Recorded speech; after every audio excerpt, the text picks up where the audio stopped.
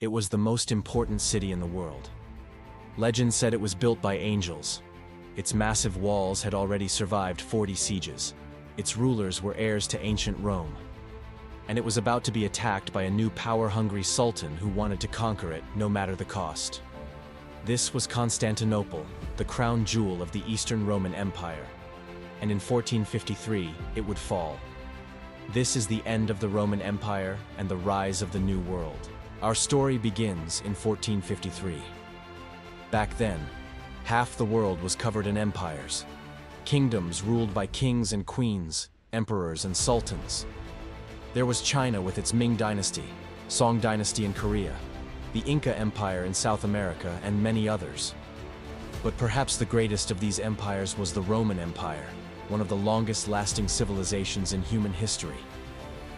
If you've heard about gladiators, the Colosseum, or emperors like Nero and Caesar Augustus, then you've heard about the Romans.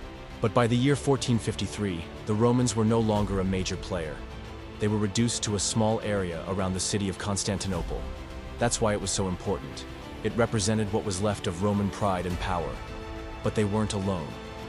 Around them were other ambitious powers like the Ottomans, a group of Turkish warriors who formed an empire by conquering many others. And leading this group was one of history's most ambitious leaders, Sultan Mehmed II.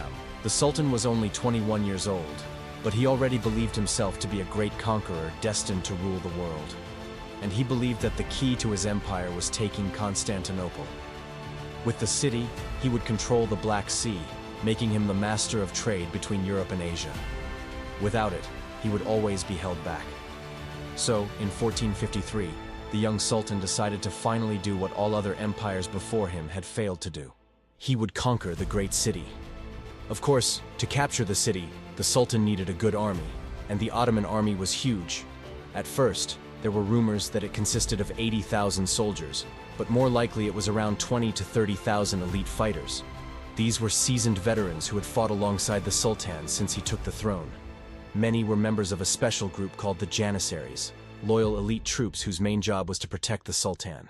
When given the order, they would form a tight group and charge headfirst into battle. They were unstoppable. Opposing them were the defenders of the city. Since the threat of the Ottomans had been looming for decades, the Emperor of the Romans had spent time preparing for the inevitable attack.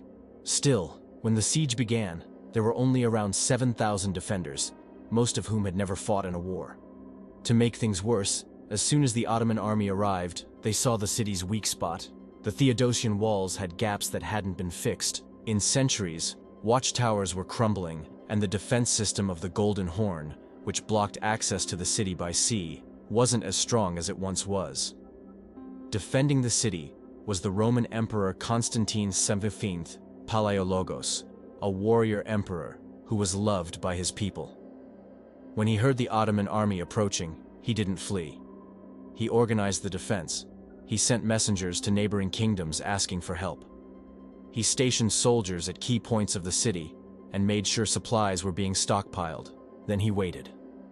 The Ottoman army surrounded the city, and the siege began. Days turned into weeks. The enemy didn't seem to be moving. The defenders gathered in the plaza and celebrated Easter. Surely the other kingdoms would come to rescue them, Constantine thought. But as the weeks went on, he started to worry. No reinforcements arrived. He had to make the 7,000 men defend the city for as long as possible. And that meant attacking the walls. For 53 days, the Ottoman army bombarded the city with artillery. At the time, they used some of the biggest and most powerful cannons ever made. The cannons were so heavy that they had to be pulled by oxen across the land. But once set up, their range and power were unmatched. Every few minutes, the rumble of cannons echoed around the city.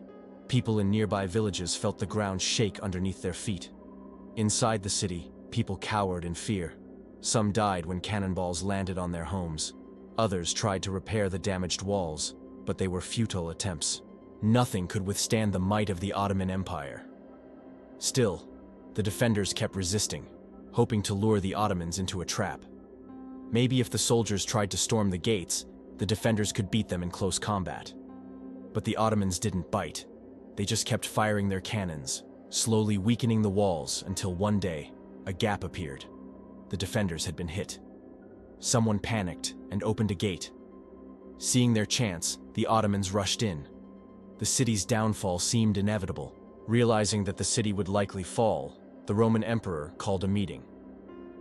The leaders of the city gathered in the Hagia Sophia, also known as the Divine Wisdom, the greatest church in all of Christendom.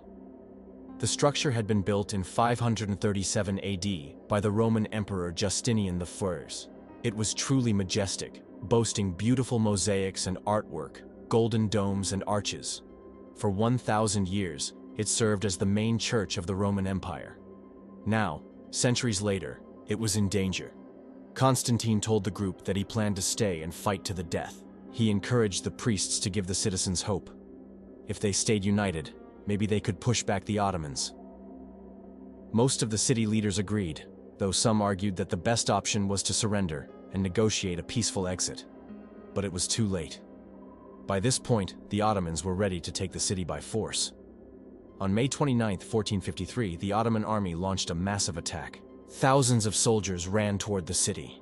In the distance, Constantine watched as the first two waves of attackers were pushed back. But he knew the third wave was coming. He had seen the numbers of the Ottoman army. He knew they wouldn't stop. Taking one last look at the magnificent dome of the Hagia Sophia, he grabbed his sword and shield and joined the battle. The third wave broke through the ranks of the defenders and poured into the city. What happened next is unknown.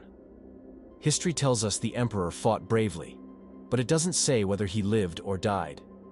We do know that by that afternoon, the whole city was under the control of the Ottomans. Sultan Mehmed II had done the impossible. He conquered one of the most important cities in the world. Within hours of capturing the city, the Sultan ordered his troops to stop looting. He walked to the Hagia Sophia and prayed. He then announced to the world that the Roman Empire was finished. From that day forward, he declared, Constantinople was under the control of the Ottomans, and he changed its name to Istanbul. The Roman Empire was no more. Now comes the amazing part. Instead of burning the city to the ground, the Sultan rebuilt it. He made it the capital of his empire and turned it into a modern metropolis. He welcomed people of all religions, Christians, Muslims, and Jews. He built mosques, schools, hospitals. He improved the harbor and created a new road connecting the city to Europe. The Sultan became known as Fatih, meaning the conqueror.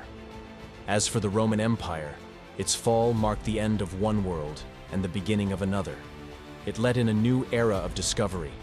For centuries, Europeans had traded with the East by going around Africa. But now that the Ottomans controlled the strait, sailors were forced to find new routes to Asia. And that's how the age of exploration began.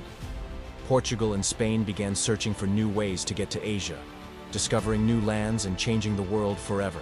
The fall of Constantinople is an important event in world history.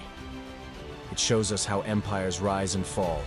It reminds us how fragile our accomplishments can be. And it teaches us that even the mightiest empires can come to an end. What do you think? Why did the Ottomans attack Constantinople? How do you think the Romans felt when they realized there was no hope of victory? Let us know your thoughts in the comments. Thank you for watching. Subscribe if you want to see more videos like this.